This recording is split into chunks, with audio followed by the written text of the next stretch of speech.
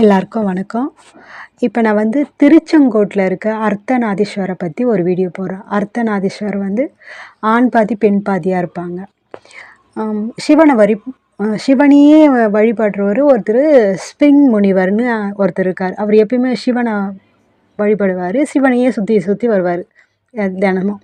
இந்த மாதிரி அந்த ஊரில் இருக்கும்போது பார்வதி அம்மா இதையே பார்த்துட்டு இருந்திருக்காங்க. என்ன இவர் என்னை விட்டுட்டு எங்கள் வீட்டுக்காரை மட்டும் சுற்றிட்டு இருக்காங்களே அப்படின்னு சொல்லிட்டு. ஒரு நாள் வந்து இவங்க ரொம்ப அப்படியே சரி இவர் நம்ம தள்ளி இருக்க வச்சு தானே இப்படி பண்ணுறாங்க, நம்ம கிட்ட போய் உக்காந்துக்கலான்னு சொல்லிட்டு சிவபெருமானுக்கு அப்படியே பக்கத்தில் ஒட்டி போய் உக்காந்துக்கினாங்க.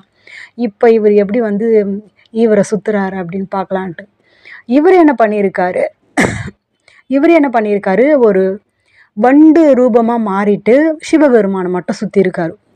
பார்வதி அம்மாவுக்கு ரொம்ப கோவம் வந்துடுச்சு. நானும் பார்த்துட்டே இருக்கேன், நீ அவரை மட்டும் வழிபட்டுன்னு இருக்கிய அப்படின்னு சொல்லிட்டு சாபம் விடுறாங்க. நீ உன்னுடைய சக்தியெல்லாம் இழந்து போய் இதோட நீ வரவே கூடாது அப்படின்னு சாபம் கொடுக்குறாங்க பார்வதி அம்மா. சிவன் என்ன சொல்கிறாரு, ஏன் இப்படி அவன் என்னுடைய பக்தன், அவன் என்ன தானே வழிபாடுறான் அப்படின்னு சொல்லிட்டு. அப்போ பார்வதி அம்மாவுக்கும் சிவனுக்கும் ரொம்ப சண்டை ஆயின்னு இருக்குது. அப்போ நான் உன்னில் பாதி கிடையாதா, நான் உன் கூட இருக்கேன் ஆனால் என்ன வழிபடலையாம அப்படின்னு ரொம்ப சண்டை போடுறாங்க. சண்டை போட்டோடனே அப்புறம் சிவபெருமான் என்ன பண்ணுறாரு, சரின்னு சொல்லிட்டு அந்த ஸ்பிரிங் முனிவருக்கு வந்து கொஞ்சம் சக்தி கொடுத்துட்டு அவருக்கு 3வது காலை ஊன்றுகோல் மாதிரி 3 காலை அவருக்கு கொடுத்துருக்காங்க.